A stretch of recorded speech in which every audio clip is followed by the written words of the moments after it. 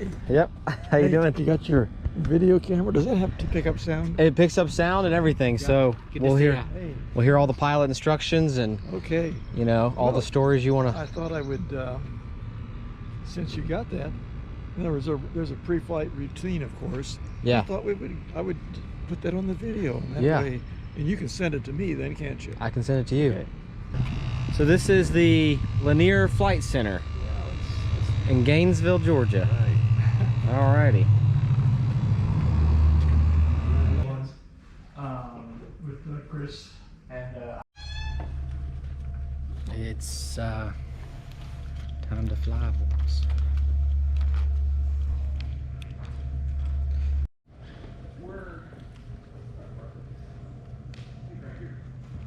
Oh, how about that for a short walk? That's the best walk I've had yet.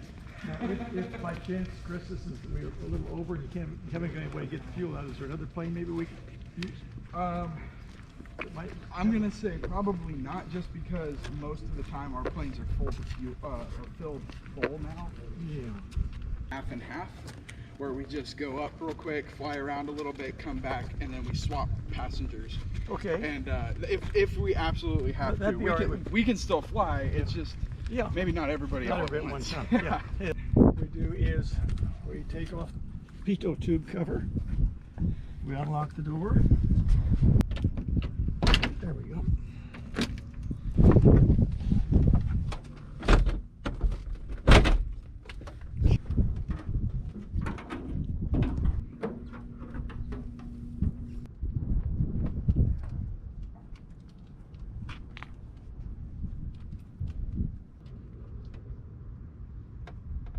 Okay, next thing we do after we've gotten the ops meter reading and the tachometer reading, beginning readings, is we drain the fuel tank on each side in 5 locations.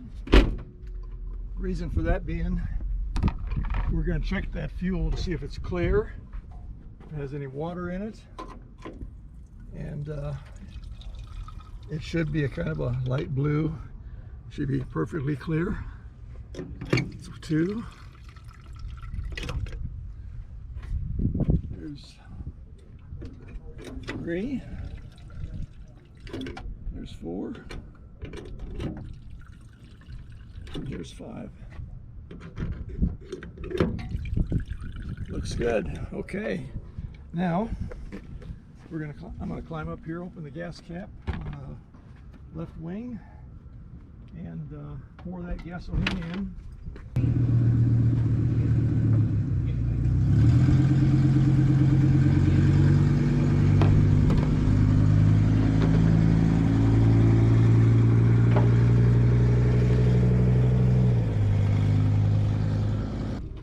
Oh no, it's a little clear. 1. Is that blue enough? Oh yeah. Just light blue. There's 2, there's 3, there's 4. Now what happens if this starts leaking out of your wings while you're flying? Well, we climb out on the wing and put some gum in the hole. Stick some gum in there? Got any chewing gum? Indiana Jones? Okay, I've drained the 5 wing tanks. Now there's 3 drain points in the nose, which I'll go down here and do those.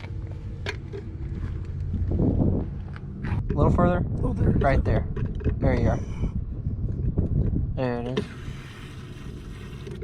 What kind of fuel is that? Aviation fuel. 93 octane? Yeah, something like that. How long have you been flying, Papaw? Well, I got my pilot's license in 1958. 1958. Over 60 years. So that's before Virginia was born. Oh yeah. Yeah, Melanie was born in 61, so it was before any of the kids were born. Did Mimo have any concerns with you flying after the kids came along? No, not really. She didn't really. Didn't bother her. How many planes did you have? How many what? Planes. Well, just one. Just one? Luscombe. How many emergency landings? Well, one for sure. And the others would have made it. Some of the others might have been qualified as emergency, but they weren't really. They were the only place to land, and that's where other planes landed. Wasn't an airstrip. Yeah. tighten them so Sorry, I that need to the leave my bag. fins are pointing to the back. I mean, that way we know that they're closed properly. Are there parachutes in here? No, you need one? Planning to jump out? Not planning on it. Cool. So we'll take off, we'll kind of fly a little north, maybe over the lake a little bit, stay in this general area, do less than an hour flight, probably about an hour at the most. Sure. Just because we don't really have much fuel to go past that. So we're gonna be a little on a time restriction, but we'll at least have the legal minimums. How's the wind play today in roll? I guess it's kind of a little breezy here and there. A little bit. So we have 2 runways at this airport. We have 235 right here. We have 1129. So we got a windsock right over there, the little orange flag, and it looks like it's going straight down runway 29. That makes it kind of a little more challenging for us as far as like navigating the airport, because we have to cross a couple runways. We don't have a control tower here, so we're responsible for making all these radio calls, avoiding other traffic. So it makes our job a little busier when we're on the ground, and that runway isn't the easiest to take off and land from. So since we're kind of restricted to that, assuming that the winds stay where they are right Because you now, want to fly into or with it, right? Wherever the direction is. you always want to take off and land into the wind. Okay. Because once you leave the ground, all we care about is airspeed, not ground speed. You know, like when you're driving your car, you're measuring ground speed, your tires across the ground. We care about how fast we're going through the air. So when you have a headwind, you take off at a lower ground speed and you land with a lower ground speed. This is just better for our airplane. Makes it a little easier to handle as well. So we'll try to always point our nose straight down the runway into the wind on takeoff and landing. So that's probably the only thing. It's actually not too windy today. I've been up a couple times. It's just right here at the surface that we're feeling that breeze. Yeah, I think the weather app said it's like 8, 9. There's some big cumulonimbus over there building. Yep. Yeah, that's Georgia. Once you're in, as you might notice, there are only 2 doors on this airplane. So once you get in, you are in the airplane until we get out again. All right, if we do have an emergency and we need to do an off-airport landing, then we'll need to egress through our main doors. Those are pretty much the only emergency exits we have. Alternatively, there is the baggage door in the back, but it will remain locked throughout the duration of the flight. So that really won't be a huge use for us. We'd have to bust it out. And plus, I mean, I'm not gonna fit through that thing. So I'll use my main door if that's okay with you guys. Cool, other than that, like I said, if you see something, say something. It doesn't have to just be traffic. It can be anything you think is safety related. That's kind of the name of this game. Otherwise, we're gonna have fun. We have, let's see, we have about 24-25 gallons of fuel on this airplane, so that's going to give us enough to do our 1-hour flight here. It is very hot, so we are going to keep the windows open on the ground, but just be aware during takeoff and landing, it's going to be quite warm. This airplane is what's considered a technically advanced aircraft, so it's actually pretty cool that you're going to be in it. It's a very new, like I said, 2021 model airplane. It's got 2 glass screens. It's a lot like what you would see in like a jet or a turboprop. It's got a really nice autopilot in it, so I'm going to play around with that a little bit, let you guys see it fly itself, which it's very good at doing. It's better at flying the airplane than I am, which hurts a little bit. Better than a Tesla. Yeah, better than a Tesla because it's in 3 dimensions. Yeah, cool. Yeah, and if you're not comfortable with the landing too, because this, like I said, this runway, it's a little sporty to come in on 2.9. So we're going to use 2.9 today. yeah, okay. It's about 10-12 knots. Closer to the wind, that's right. Yeah, it's about 10-12 knots straight down the runway. So let me ask you this question: does this model aircraft take off in shorter distance than the older ones? Probably the opposite. It actually it flies a little heavier. What I mean by that, has slightly longer ground rolls. For that reason, we're probably actually going to take off with flaps 10. Okay. So just a little bit of flaps in to just help us get off the ground and get that climb started. It is super hot, and that has a really big performance impact on our aircraft. Because of the density of the air? The density of the air. So right now, standing here on the ground, the airplane already feels like it's flying at over 3,000 feet. So when you factor that in, the engine power gets reduced, the wing effectiveness gets reduced. When we're really, really heavy like this, like we are, even though we don't have a full load of fuel, we're at maximum weight of this airplane with the 4 of us on there. And with that, it really makes it harder for the airplane to fly. So we're gonna do everything we can to make this airplane have a good time flying.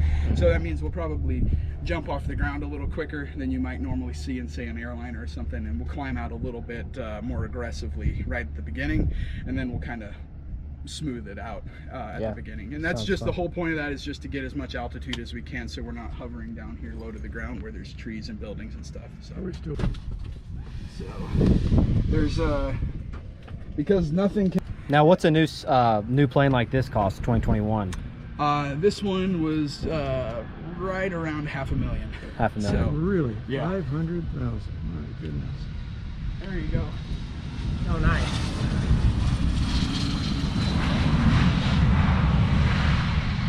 As comfortable as you can get in this little thing.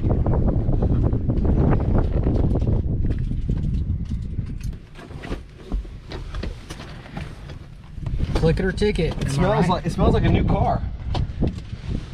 Yeah, it is a new car. It's that new plane smell. That new plane smell. That's all that you... Bigger than we are. I know, good thing we're small guys, right? Well, actually, put that back here? Yeah, throw it in the baggage compartment back there. No need to wear it. We're inside. Making planes. Cessna's been making planes since planes were being made, I think. Definitely since World War II. Oh, wow. Okay. The 172 model, so this type of aircraft, has been in production since, I want to say, the 50s. And still obviously is being made brand new today. So it's a very relevant platform for a lot of different circumstances. In this airplane, we have a standby battery for the computer system, so we have to test it for 10 seconds and make sure it's working properly. All right, that's good. And then we arm it. It would stay it should stay lit then for 10 seconds. Yes. And then when you turn it off, it goes off. Right. So if that light turns off when we have it in the test mode, then the battery is not good for flight. And we actually we'd have to get a new battery before we could take off. Okay, so you have a new checklist for this aircraft. Yes, this one is a little different because of the screens. Sure so it is, yeah. it's mostly the same. I don't really need this all. Probably not too much, but we'll go through this. I'll keep it here so you can go through it as well. So we've already done our passenger briefing. I did that outside. The seats and seatbelts, mine as good as yours. Yes. Are yours. Yep. Perfect. Yep. Brakes are set. Test. Beacon light is on. Fuel selector valve set. Beacon Both. light is going to be over here on your Okay, light let's see switch. here. Beacon, yeah, it's on. Okay, cool. It stays on all the time. It does. Yep. Yeah. Fuel shut off is on. Okay, well, hold on. Fuel shut off valve. So that's this one down here, right? That's the same in the Push steam it in. gauge. Yep. Push it in. It's on. So engine indicators, they're up on our display right now. So we're just checking that we have no X's like this, right? So the X through the comm panel is okay. Let's see, the X looks like that. That's okay. Yeah, that's through comm 2, which is fine. We just want to make sure our engine instruments don't have that. If there will be, there's a place for an X to appear. Yes, exactly. On each one of these. But we don't see any X's, so we're good. Where's Bus that? E, Where's yep, that? so that's right here, and engine indicators check no X's. So bus E volts, that's our emergency bag, is 28 minimum, that's good. Bus M is less than 1.5, it's right now it's 0.6, so that's good. Standby battery is discharging because we have it armed, so that's good, and we see the annunciator, so we're good. So all that's left is keys in the magneto switch. The annunciator is right here. Yeah, so instead of having a separate panel, it's just on the screen. Do you toggle the switch or anything? No, if nothing appears, nothing appears. So we don't have a test. It shows everything there. You're okay. Exactly. All right, so we're going to key into the ignition here. Okay. So before start checklist is complete. So engine start checklist. This is a warm engine. Let me just check our temperature is 125. So we're going to do about 3 seconds of prime. So just the same as before. So fuel pump on. Oh wait, we gotta get our master on. So fuel pump on. Mixture 1, 2, 3. Lean. And that fuel pump again off. Perfect. Okay. All right, so our engine is primed. Throttle is set to Do it the same way as. Yep. 1/8 of an inch, so it's good. Yeah, let me do it here. Okay. Okay, got it. Cool. Do you normally, after you do that, lock the Or just leave it I'll usually just leave it. Yeah, I do too. I don't know. Cool. All right, so Now throttle we're control set. So prop is clear left, front, and right. We got the fuel Clear truck prop. entry there. So Yeah. clear. I'm gonna turn this. So you get it to engine start, and starts, I'll help you I'll catch push- it. I'll do it. Okay. Then I'll push this in. Right. Yes, sir. So all the way to start. Yeah, so we're kind of on a warm start, so we're gonna have to do a little bit different technique. So I'll show you how to do this one, right? We want to leave it on start just a little longer than you're used to.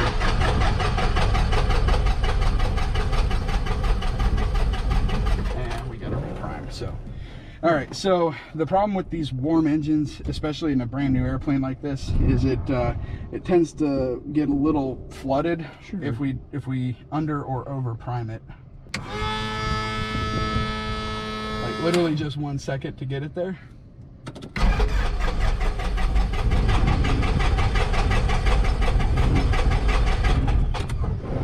Ooh, really does not want to start on these hot days. About a 1/8 of an inch.